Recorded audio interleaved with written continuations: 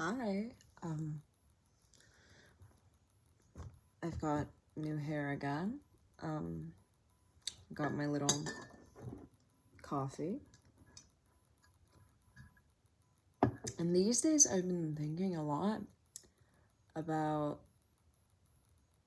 my relationship with men, both as a queer woman and as a woman in general. And I guess I've been building an archetype in my head that is the conquest of the queer woman that exists for men because I feel like, at least for me, more than once, unfortunately, there have been instances where I openly identified as sapphic, either lesbian or bisexual, leaning more towards women, and men have seen that as an opportunity to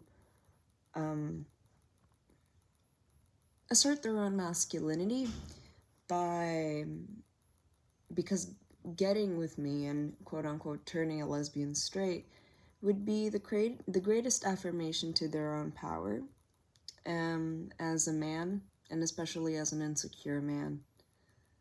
I feel like any inflated ego hides a very strong self-loathing. Not a very strong self-loathing, just very strong self-loathing. And especially in more emotional relationships that I've had with men, I feel like there's one guy that I dated in specific. He was really insecure, and I found out that even before we broke up, he told everybody that he turned me straight because I hadn't identified as a lesbian before I dated him. And he had manipulated me into breaking up with my girlfriend at the time. He was insane. It's like he took every weak point that I had and turned them all against me, and it is that very cunning person that is a very insecure person because you're trying to do things to prove to other people and to yourself that you're worth something. So, oh, if this girl who swore off dating men forever gets with me, no matter what it takes, it is an affirmation of my own beauty, it is an affirmation of my own power. And that boggles my mind, because how many women really, inside this struggle of bi or lesbian, hesitate to come into closer contact with their queerness because guys are so weird about queer women. Not only are sapphics and queer women a fetish to a lot of guys, it's the farthest thing from the construct of masculinity. At least from my experience, women, or the gender role of women, is nurturing, is caring. We're built to be that, even if we're not outwardly so. I feel like we're still better at it than a lot of guys, obviously. And I feel like that always results in a much more understanding and a relationship, Jesus Christ, a much more understanding relationship that is on more equal ground. I feel like there's mutual respect. There's less division of you have your world and I have mine. I feel like there's more sharing because there's not that taboo of like boys and girls and they cannot be together, you know? And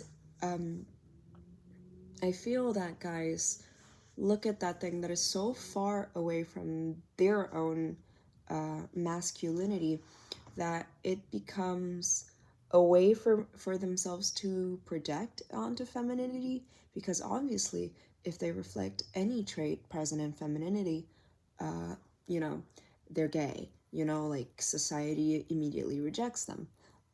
Society, like it or not, still enforces a very black and white vision of masculinity and, alpha maleness and, male loneliness crisis or whatever. And because of that, they see that femininity, and they come from this place of self-hatred, of feeling like they're not worth anything, and they act upon it and they lie and they manipulate. Bell hooks, again, it's not a gutter video if I don't talk about bell hooks, says that men tend to lie in relationships nowadays because it's their way of still asserting control over women.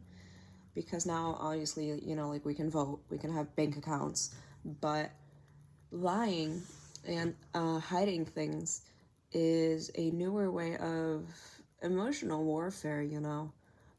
There's all these rules that you have to follow when you're talking to someone, and all these, like, invisible rules that should be followed. And it's really shitty. It's really bad, because it only sets up so many unrealistic things for both of us, for men and for women. But I feel that because of that, because there's so many things,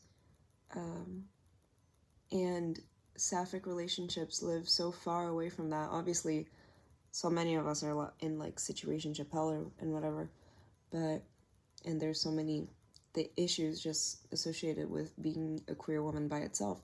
So much of it is added upon by men. Even with a lesbian woman who does not feel attraction to men, I feel like men still try to interfere. There's not a single reality for any single woman where men aren't a nuisance, and men aren't trying to actively insert themselves into your reality for their own ego.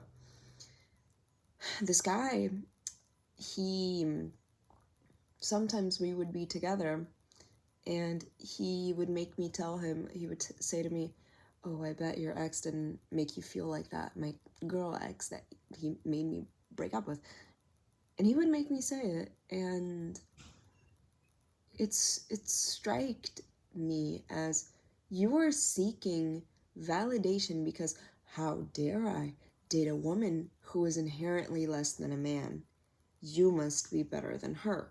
You have to be, because it asserts your own masculinity and thus your own worth.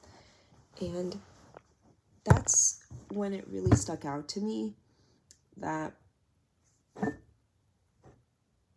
to men, to some extent, I will more or less always be a conquest. That's how I feel like. Even after we broke up, he still goes around telling everyone, like, "Oh, but I turned a lesbian straight, so I can't be that bad." As if there's not so many layers involved, and a person refuses to look at themselves to know what went wrong and what went right and why anything happened. And maybe that's what stresses me out. It's people taking such surface level things and not taking it as a learning opportunity, and not only a learning opportunity, but as just like anything other than the most superficial denial possible. And yeah, I guess that's what stresses me out, because I feel like if I do get involved with men, my existence will always be interlaced with the fact that I'm queer and that I'm uncomfortable with the man inherently, and that I feel like I'm constantly being manipulated or only a conquest. But if I am only with women, I feel so bad because there's so many of these things like, "Oh, you're not a golden star lesbian," and "Oh, but even when you only like girls, men still have something to do with your life." And so it really sucks. It really sucks. I've been coping with just presenting myself as, like, me. I date whoever's better, and that's usually not a guy. With no specific label, I just choose who I want to. And maybe that stops mattering so much when you go into adult life and you go to college and whatever. But I don't know. I was talking to this person some few days ago, and I was talking about my own sexuality, and I stopped to think, why do I overthink so much about this? And I feel that it's because not only obviously is it something essential to me and to who I am, either for better or for worse, but it's also a conversation that I've had with myself for so long. I mean, I'm 18 now, and I came out when I was 12, 11, 12-ish. My mom says that I've been giving her signs that I was fruity since I was 8. That I said, like, oh, I think we should love people regardless of gender, since I was like 8. So I discovered everything really quick, and really early. But this has always been like this barrier that I reach, that I'm like, shoot, what now? And I wish that I could be just comfortable with whatever as I am right now, but I know that this won't last, because the next person that I meet is gonna ask, oh, but are you bi or are you a lesbian? And then I'm gonna meet other ignorant people, and it just sucks. It sucks having to conform to a world that wants to be more inclusive, but not inclusive enough to not care. It's like everything has to be such a big deal. And inclusion should be a big deal, but maybe it would be a bigger deal if we just didn't care about it. Because I feel like the more homophobia rises, the more like the fighting has to rise, obviously, because obviously when you have no space to express queerness, and representation and everything like that, it is a fight to get inside those spaces. But at this point, shouldn't we be considering those specific things instead of like, oh, but pan is not a real sexuality and is the same thing as bi, and like all this discourse that only distracts us from the main point, which I want to believe is being able to marry and love whoever, and having a system that houses that. But maybe that's just me. Going back to, the main subject of why I'm making this video, I just hate feeling like I'm not a real person, that I'm only a tool for other people's ego, that I'm only what other people want me to be. Coffee time.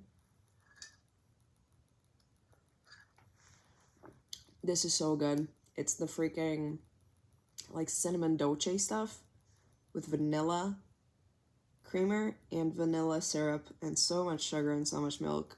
This is not healthy, but it's okay. But yeah, I just hate feeling like I'm not a real person. And my mom always tells me when I'm like, oh, but everybody always picks the side of like my evil ex-boyfriend, and she's like, oh, yeah, nobody will ask you for your side of the story or your ideals. Nobody will consider that you have any depth whatsoever, ever.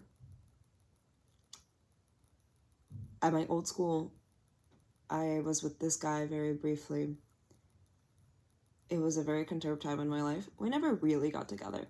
But we met a couple times, and I broke things off because I didn't like him. I said like, hey, whatever, it was so bad. It was so bad that I was like, no, I must not like men. So after that, I went back to identifying as lesbian when people asked me what I was, because I liked a girl at the time. And people would go around my school saying, oh, but she got with him and then she identified as a lesbian later, so she must be manipulating him from the very start. As if I didn't go through like an entire journey where I like cried because I don't know who I am. And people always treat you as lesser than. Being straight is easy, but when you're queer, you're immediately questioned on every single front imaginable, and it's so tiring. Sometimes I feel like Demi Lovato when they went from identifying as non-binary and, you know, being really outspoken about it to just identifying as like a girl again and presenting as femme. And they said it was because they were too tired of explaining it to people. That's how I feel sometimes. Sometimes I feel like I only present as femme because I never got the chance to explore. Because whenever I explore my gender expression, I would get bullied. People in my school would be really mean to me. So, yeah, there was this girl in my old school, and she always said that she was into women, either a lesbian or bisexual, but people were like, oh, but she only gets with guys. She was, aside from me, I think like the only queer girl in that school. So it's like, it's easy as a straight person in a straight world to find people for you. But oh my God, every school that I go to has like one single gay person, and they're known as being the gay person. Maybe not in like late high school, but in like 9th grade, it's like that. But either way, whatever I do,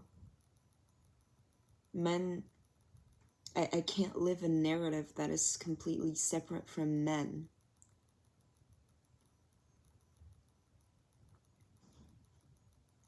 Maybe I will always be a conquest. Maybe I just need to find someone who likes me as a person, and I just don't think that will be a guy ever. And even if he is, I won't feel like he is.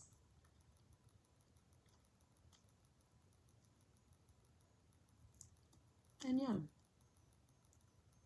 maybe that's why queer women are fetishized, because they're seen as conquests and as this opposite kind of like the divine femininity, like this all supreme vision of femininity that is almost saint-like. It has to become a commodity to men. Either way, yeah, I'm in test week and I'm like on my last semester of senior year, so I've been kind of slow with making videos, but you know, I'll try. So yeah.